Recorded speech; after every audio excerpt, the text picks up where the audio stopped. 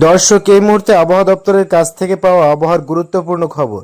আগামী সপ্তাহে ফের আসতে চলেছে গভীর নিম্নচাপ, যার ফলে কলকাতা সহ গাঙ্গীয় দক্ষিণবঙ্গের একাধিক জেলায় বজ্রবিদ্যুৎ সহ ভারী থেকে অতি ভারী বৃষ্টির পাশাপাশি ঘন্টায় সর্বোচ্চ 50 থেকে 60 কিলোমিটার গতিবেগে দমকা ঝোড়ো হাওয়া বয়ে যাওয়ার সম্ভাবনা রয়েছে।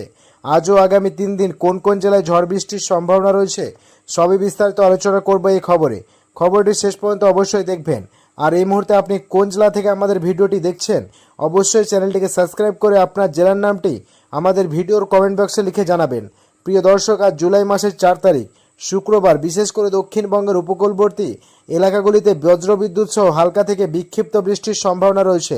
কোথায় কোথায় দেখুন, এদিকে দক্ষিণ 24 পরগনার পাশাপাশি পূর্ব মেদিনীপুর, পশ্চিম মেদিনীপুর, এদিকে ঝাড়গ্রাম, এদিকে দুর্গাপুর, বর্ধমান, এর পাশাপাশি এদিকে দেখুন মুর্শিদাবাদ, এই এলাকাগুলিতে বজ্রবিদ্যুৎ সহ হালকা থেকে মাঝারি বৃষ্টির সম্ভাবনা রয়েছে।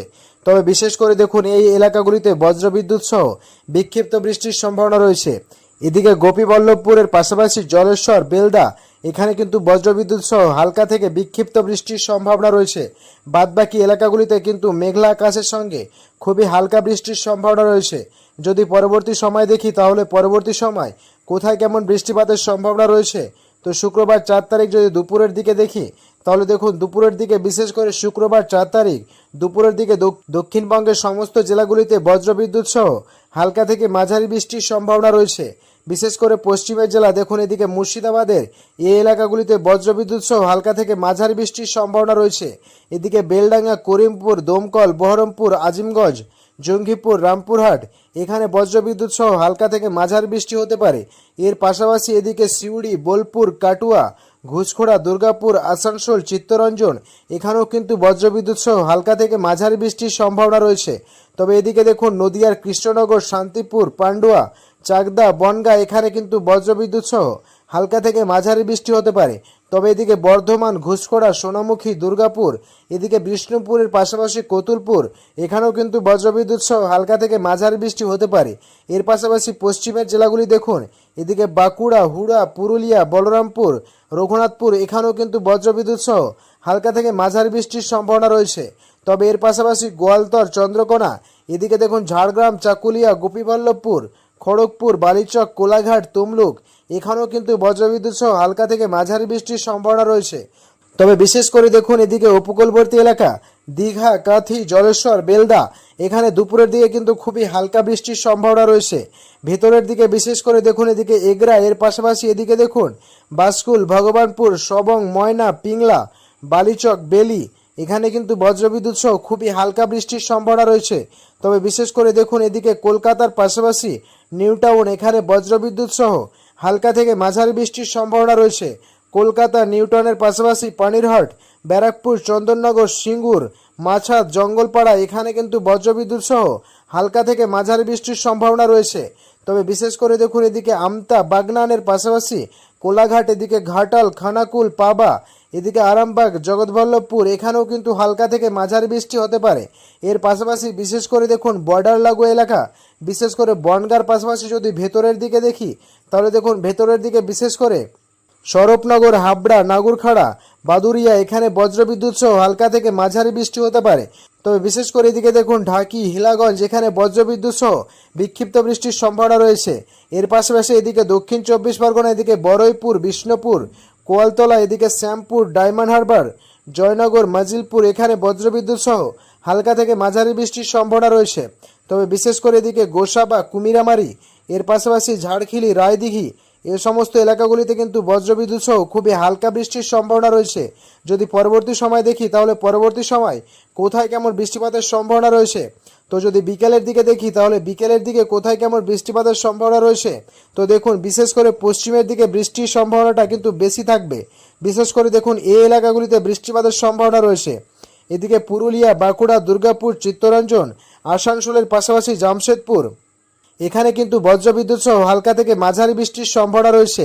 এদিকে বিশেষ করে ঘুষখোড়া, কোলাঘাট, কলকাতা, চন্দননগর, আরামবাগ, বর্ধমান, শান্তিপুর, কাটুয়া, এই এলাকাগুলিতে বজ্রবিদ্যুৎ সহ হালকা থেকে মাঝারি বৃষ্টির সম্ভাবনা রয়েছে। তো দর্শক, বুঝতেই পারছেন শুক্রবার 4 তারিখ বিশেষ করে দক্ষিণ 24 পরগনা, পূর্ব মেদিনীপুর, পশ্চিম মেদিনীপুর, কলকাতা, উত্তর 24 পরগনা, হাওড়া, হুগলি, এর পাশাপাশি পশ্চিম মেদিনীপুর, ঝাড়গ্রাম, এদিকে পুরুলিয়া, বাঁকুড়া, পশ্চিম বর্ধমান, এদিকে বীরভূম, এদিকে মুর্শিদাবাদ, নদিয়া, এই সমস্ত এলাকাগুলিতে কিন্তু বজ্রবিদ্যুৎ সহ হালকা থেকে মাঝারি বৃষ্টির সম্ভাবনা রয়েছে এবং ঘন্টায় 20 থেকে 30 কিলোমিটার গতিবেগে দমকা ঝোড়ো হওয়া বয়ে যাওয়ার সম্ভাবনা রয়েছে। যদি পরবর্তী সময় দেখি তাহলে রাত্রের দিকে কোথায় কেমন বৃষ্টিপাতের সম্ভাবনা রয়েছে, তো দেখুন রাত্রের দিকে এই এলাকাগুলিতে বৃষ্টিপাতের সম্ভাবনা কিন্তু কমে যাবে। তবে পশ্চিমের জেলাগুলি বিশেষ করে ঝাড়গ্রাম, বাঁকুড়া, পুরুলিয়া, পশ্চিম বর্ধমান, বীরভূম, এখানে কিন্তু বজ্রবৃষ্টি সহ হালকা থেকে মাঝারি বৃষ্টির সম্ভাবনা রয়েছে। উত্তরবঙ্গের ক্ষেত্রে শুক্রবার 4 তারিখ সকালের দিকে তেমন কোনো বৃষ্টিপাতের সম্ভাবনা নেই। তবে শিলিগুড়ি, আলিপুরদুয়ার, কোচবিহার এখানে কিন্তু খুবই হালকা বৃষ্টির সম্ভাবনা রয়েছে।